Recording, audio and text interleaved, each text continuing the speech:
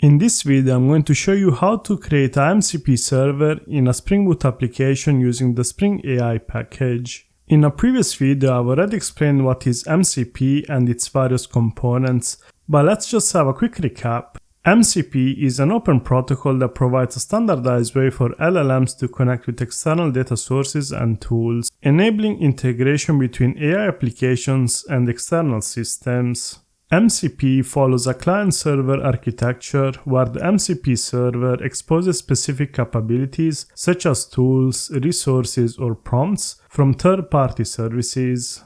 Spring AI provides full MCP server features which we're going to leverage in this video. So in this video we're going to be building an MCP server which is going to be sitting on top of a data source. In this case it's going to be an in-memory database, and we're going to be using Claude Desktop as the MCP host, and I'm going to show you how to set up the client to be able to interact with the MCP server we're going to be building. So if we look at this MCP diagram, in our case, Claude Desktop is going to be our MCP host, and inside Claude Desktop we're going to have the MCP clients. Our MCP server is going to be our Spring Boot application, which we're going to package as a jar. There are various ways an MCP host can interact with the MCP server, such as server-sent events or standard input and output, and we're going to be using this second one. Okay, let's now create the base Spring Boot application. To do that, I'm going to be using Spring Initializer, where I've created a Maven project using Java.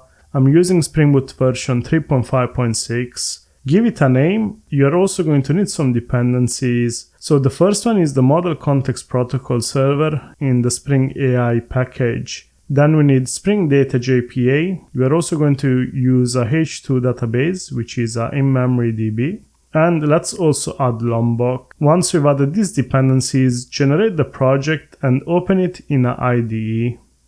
Before we start coding, let me quickly show you what we're going to be building. In few words, we're going to be building a MCP server on top of a database which manages inventory for different products. To achieve this, we're going to have a service class where each method is going to represent a different tool. And a tool in the MCP context is the action that the LLM can perform on the MCP server. In very simple words, a user using Claude will be able to ask specific questions regarding this inventory database, and these questions will first go through the MCP client to the LLM, and the LLM is going to decide which tools to use from the MCP server. So basically these tools are actions that the LLM can instruct the MCP client to send to the MCP server and then get executed. If this sounds complicated or you're still confused, stay with me. I think things are going to be clearer once we reach the end of the video. Okay, I have opened our downloaded project in IntelliJ. The first thing we're going to be doing is actually building the entity that represents the products in the inventory database. So I'm going to create a new package called entity. In here, let's create our product class that represents the products in our inventory DB. So I'm going to keep it very simple. We're just going to have one entity, and this entity we need to tag it with the entity tag. This also has a table which is called products. Let's also add some getters and setters using Lombok. And now let's have an ID. This is going to be generated value. Strategy equals to generation type equals to identity. This is going to be a long. Then we're going to have a name, a category, the price for the product, and the stock. Let's also add some constructors. And let's also add the all-args constructor. By the way, you can use Lombok. Now let's create the repository class that we're going to be using to actually query the DB.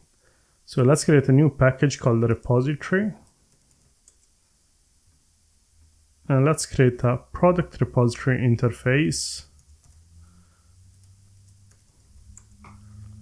In here, we need to tag this as a repository, and this extends the JPA repository. So we want to add a product and long. And let's also add some custom methods. We're gonna need these later, so let's return a list of products. Let's import list. And this is going to find products by category. And let's also find products that are less than a certain price we're going to pass. So this is all done. Now let's go back to our main class. So in this case, the main class, which is going to have the MCP tools, is going to be located in the product service class. Let's create a new package. It's supposed to be called service. And in this service package, let's create a new class called product service. So this is where we're actually going to create our tools that the LLM can decide to call. So first of all, let's inject the repository into our service class. So let's import the product repository. This is auto-wired. And now let's start creating our tools. A tool is an action that the LLM can perform on the MCP server. So let's first create the action. So this is called public string get all products. So a user might want all the products in the inventory. So we need a method that does that. So we want to do list product products equals to product repository find all. This is going to return all the list of products we have in our DB. I'm not going to handle special cases. That's not the point of this video. And now we want to send as a result. So we're going to use a string builder result, and we want to send back our response as a structured JSON that the LLM can then read and show to the user, to the requester. Result.append string.format, and here we want found products. We're gonna give how many products we found, and then we want to loop through each product, and we want to append it to the string builder. So in this case, the string builder called result. So we're gonna have a ID, we're going to have a product name, category, price, and the stock. And then once we've done all of this, we can return the result.toString. We have created a method to get all products, but this is not a tool yet. To transform this into a tool, you want to use the tool annotation from the Spring Framework.ai, and you want to add a description. So description is quite important because based on this description, the AI will know which tool to call. So in this case, this method retrieves all products from the inventory database. It returns a formatted list of all products with their details, including ID, name, category, price, and stock quantity. So we need this description for the AI, for the LLM to understand what this tool is going to do. If you think LLMs, they know how to read, so they know what this means, and they will be able to choose which tool the user wants to call. So same thing for all the other tools. So let's go through the search by category tool. They all work the same, so I'm not gonna waste too much time. This is the search by category. So we want to find a product by its category, and this is the description. Very similar to what we have done above. We are going to get a list of products, and then we're gonna format them nicely and return them back as a result. Let's add some more tools. So let's have a find product under a certain price. If you remember, this is the custom method we have added to the repository class. So this is going to find all the products less than a certain price. You can also add products. I think this is quite interesting because all the ones we've added so far are get tools. So we get some data, but this one actually can be used to create stuff.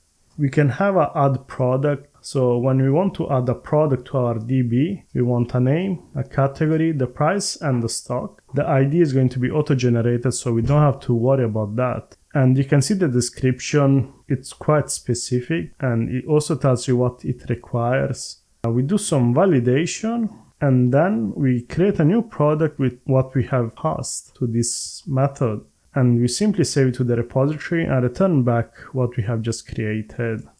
Very similarly, we can also do an update operation. It looks very similar to a create, but the difference is we want to do an update. So basically, we want to send a bunch of update parameters. We need to tell our service class, our MCP server, which product ID we want to update. And then you can simply set whatever you want and save this in the DB.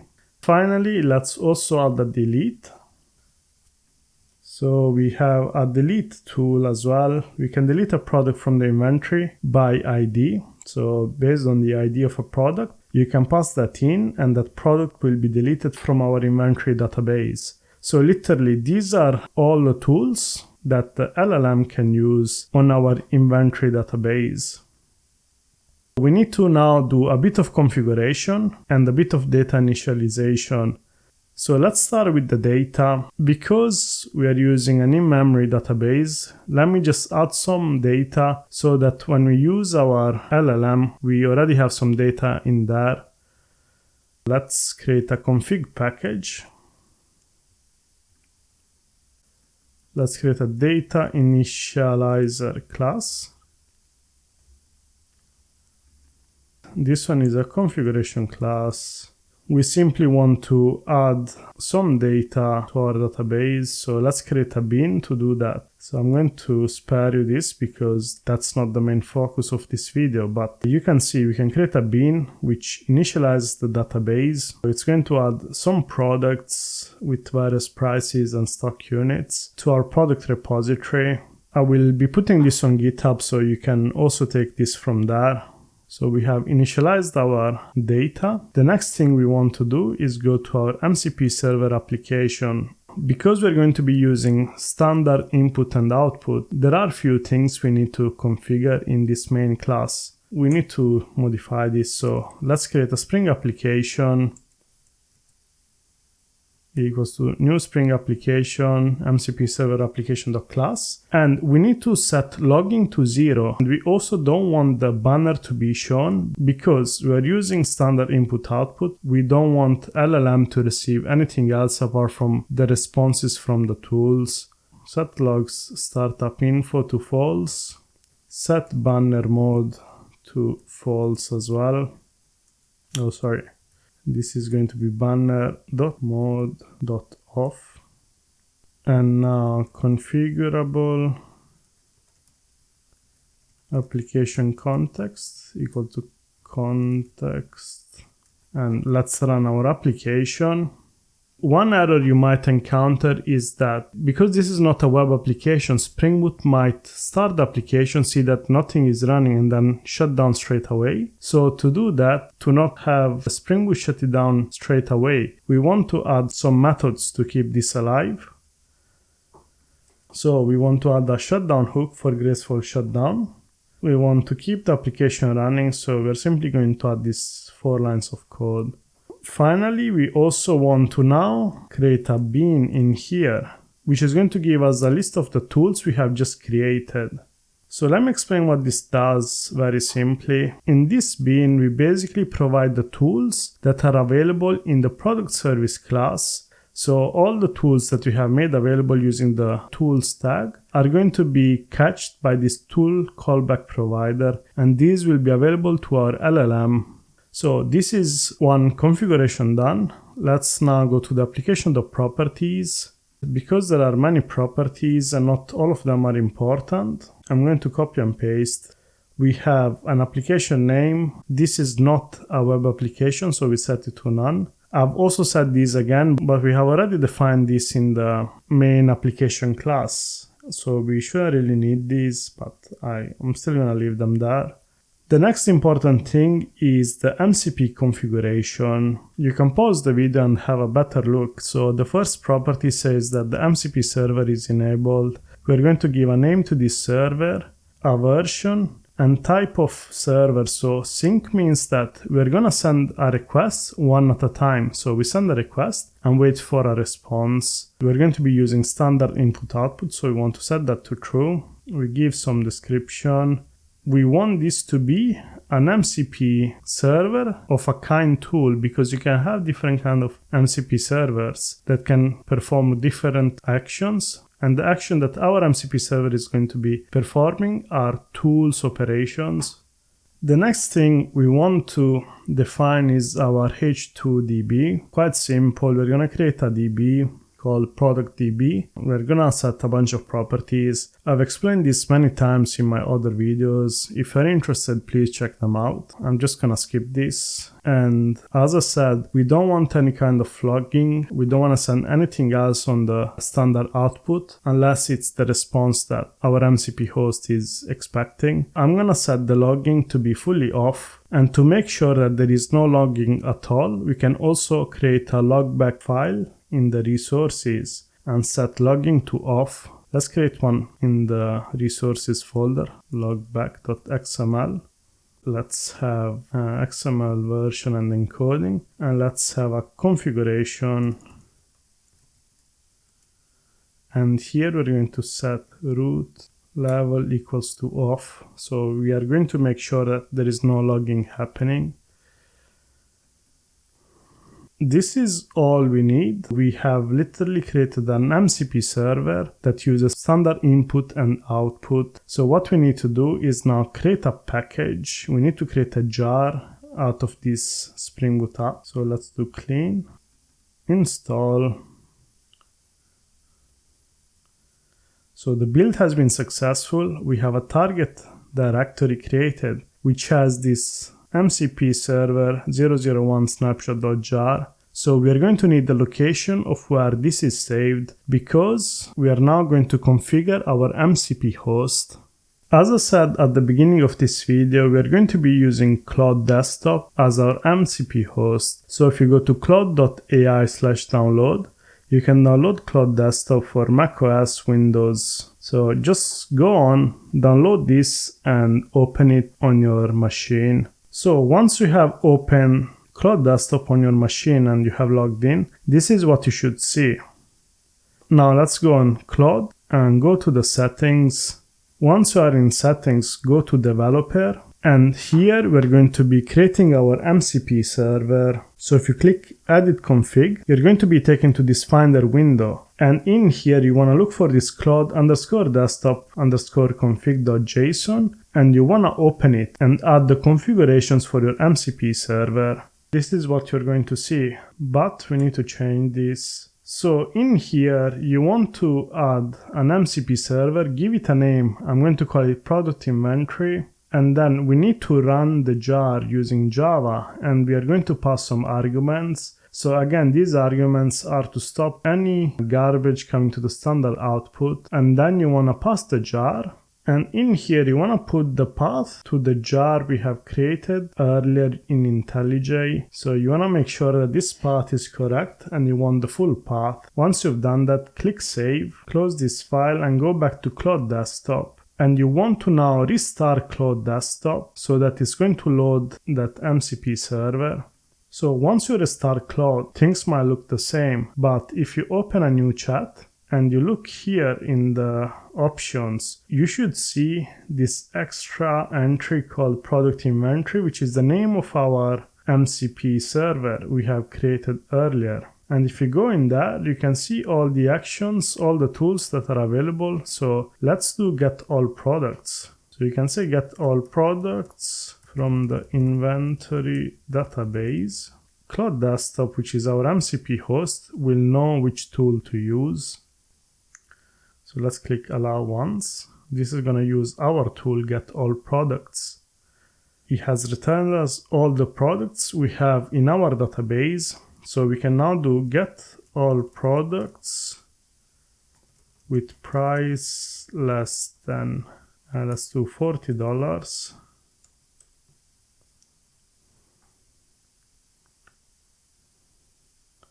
So allow once.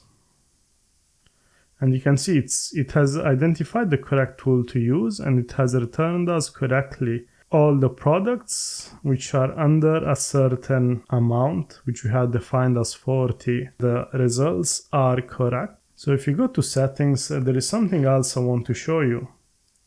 let's go back to developer. You can see our MCP server has been loaded and it's correctly running. So what's happening here is we're using Claude Desktop as our MCP host. Claude Desktop inside has some MCP clients which are interacting with the LLM. In our case, the LLM is Sonnet 4.5, and then the LLM is deciding which tools to use, and then those tools are sent back to the client, and then the client calls the MCP server. You can see this is quite powerful. You can integrate this with a chatbot. For example, let's say you've got a company database which you want to expose to other users in your company. This is really great because they can interact with that database using AI, and that's going to make their life easier. I hope you found this useful. I know it's a lot to understand, but take your time. Check out also my other video about MCP, where I explain more in detail what is MCP and how it works. And if you are stuck anywhere, just leave it in the comment box below. I'll try to help you out.